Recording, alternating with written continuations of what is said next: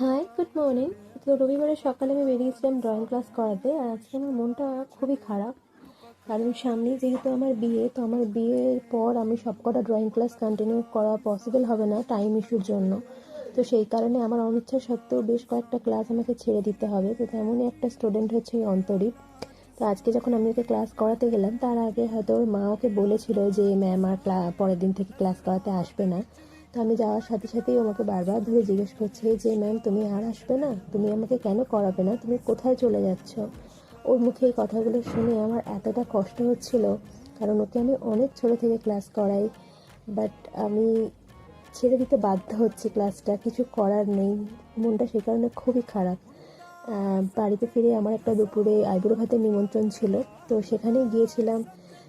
দিনটা এভাবে মোটামুটি খারাপ ভালোর মধ্যে দিয়ে কাটিয়েছি। তো দেখা হচ্ছে তোমাদের সাথে পরের ভিডিওতে। আজকের মতন টাটা।